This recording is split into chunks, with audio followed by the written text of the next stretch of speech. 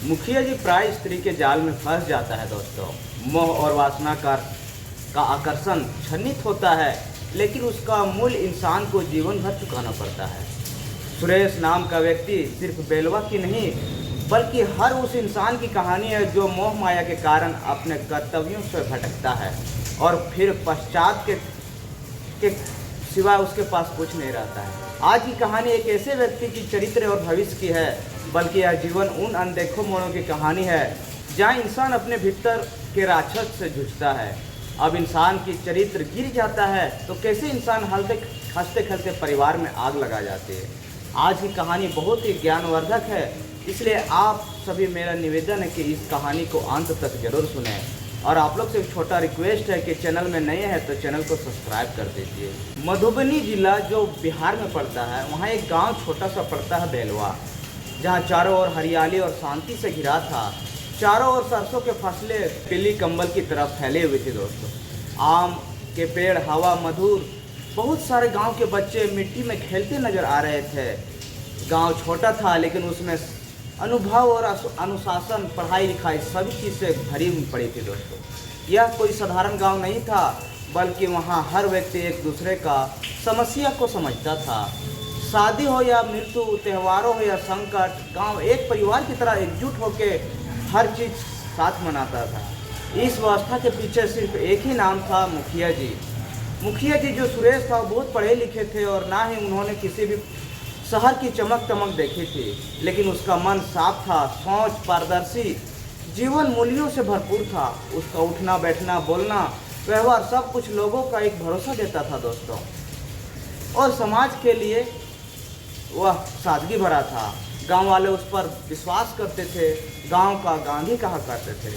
सुरेश प्रसाद ने अपने कार्यकाल में कई विकास कार्य किए। गांव की टूटी रोड, पगडंडियाँ और टूटी रास्ते, पुल भी बनवाए थे। गांव में पानी की टंकियां बनवाई थी। महिला और सहायता समूह की स्थापना हुई थी और वृद्धाओं के लिए सामूहिक भोजन भी दिलाया करता था। यह सब इतना सुंदर लग रहा था मानो गांव किसी फिल्म की शूटिंग चल रही हो। पर नियति कब कैसे बदल देता है वह कहा नहीं सकता। एक दिन गांव के बाहर एक अनजान महिला आती है। उसकी चाल ढाल कुछ अलग ही थी। नाम था रूपा। वह गांव के बाहर एक पुरानी कोठी में आकर रहने लगी। वह अकेली थी, चेहरे पर उदासी, आंखों में एक रहस्यमयी चमक थी दोस्तों। शुरुआत में लोगों ने सोचा कि कोई गरीब औरत होगी, बेचारी विधवा होगी। कुछ लोगों ने दया दिखाते हुए उसे राशन पानी दिया करता, कुछ महिलाओं ने उसके लिए कपड़े देते। लेकिन कुछ ही हफ्तों में माहौल बदलने लगा। गाँव के नौजवानों उसकी ओर आकर्षित होने लगे। वह किसी फिल्मी हीरोइन की तरह मुस्कुराती, बातचीत करती और उसकी चाल में ऐसी लचक थी कि आंखें उसी पर टिक जाती थी। पर सबसे अजीब बात तब हुई जब खुद गांव का मुखिया जो होता है अक्सर उसके घर आने जाने लगा। शुरुआत में लोगों ने चुप रहना ही बेहतर समझा, क्योंकि मुखिया जी थे, कोई सरकारी काम ही होगा, ऐसा मानकर किसी ने कुछ नहीं कहा। लेकिन जब यह सिलसिला रोज का हो गया तब गाँव वाले फुसफुसाहट शुरू हो गई। अब रूपा को गाँव में खुलकर घूमते देखता तो वो मंदिर भी जाती, चौपाल पर बैठती, जहाँ की बच्चों को मिठाई भी बांटती। गांव की औरतें अब उसे चिढ़ने लगी। रूपा बहुत खूबसूरत थी दोस्तों। उसकी आंखों में जादू और मुस्कान भरे चाल गजब की ढाल थी। वह जानती थी कि कैसे पुरुषों को अपने जाल में फंसाना है। मुखिया जी जो होते हैं कभी गाँव के सबसे कर्मनिष्ठ जिम्मेवार पुलिस माने जाते थे, वह धीरे धीरे रूपा के मोह माया में बंधते जा रहे थे। वह पंचायत की बैठक में देर से आने लगे थे, स्कूल के निरीक्षण भूल गए थे, राशन के वितरण में गड़बड़ियां होने लगी थी। गांव वालों की आंखों में अब आदर नहीं सवाल थे दोस्तों। घर का माहौल भी बदल चुका था। लक्ष्मी देवी जितने भी और सुरेश के बदले व्यवहार को महसूस करता है। अब वो देर घर आते, अक्सर झूठ बोलते और बच्चों से चिड़चिड़ा व्यवहार करने लगे। बेटा जो होता है इंटर की पढ़ाई कर रहा था, एक दिन बोला, बाबूजी गांव वालों आप पर उंगली उठा रहे हैं। सुरेश ने गुस्से में झाड़ दिया, ज़्यादा समझदार मत बनो, अभी तू बच्चा है। घर में चूल्हा जल रहा है, लेकिन रिश्तों की आंच ठंडी पड़ रही थी। गांव के अन्य पंच और बुजुर्ग मुखिया सुरेश की कार्यशैली से नाराज होने लगे थे। गांव में पहली बार एक स्वर उठने लगा, मुखिया जी बदलना पड़ेगा। लेकिन गांव का नियम था कि कार्यकाल पूरा होने से पहले मुखिया को हटाया नहीं जा सकता है, जब तक कोई गंभीर आरोप ना हो। किसी के पास कोई ठोस सबूत नहीं था, लेकिन सबके दिल में दर्द था। वो अपने दिल में दबाए महसूस कर रहा था दोस्तों।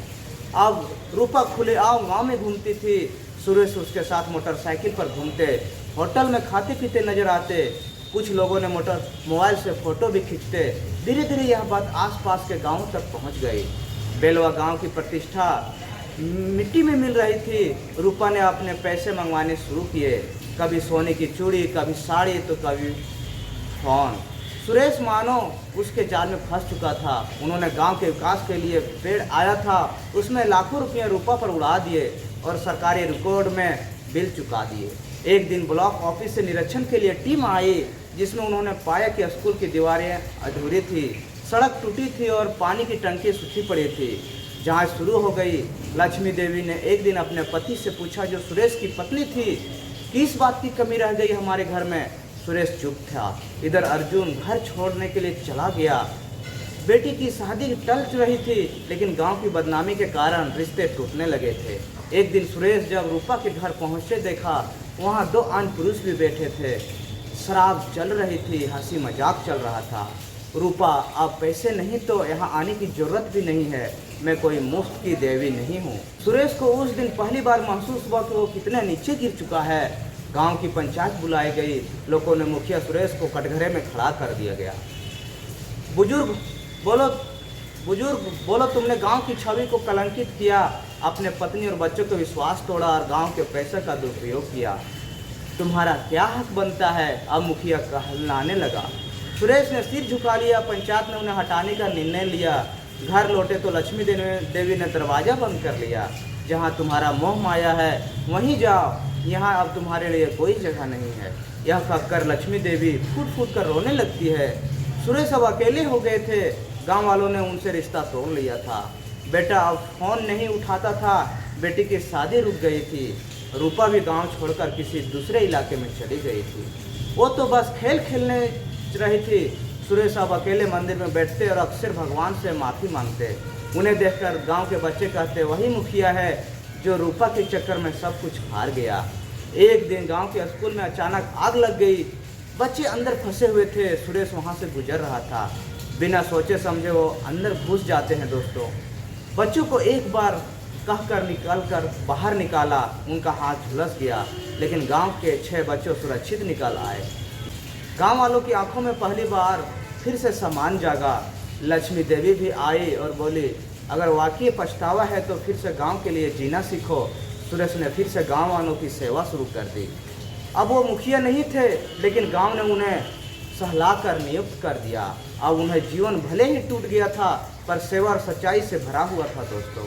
हमें जब फिर से उसे वह सम्मान मिला और मनुष्य का भाव होना चालू हुआ, लेकिन उतना ही धर्म होना चाहिए। मोह के मोहजाल में इंसान कभी कभी सही और गलत का फर्क नहीं समझ पाता है और वह गलत रास्तों पर चढ़ जाता है दोस्तों।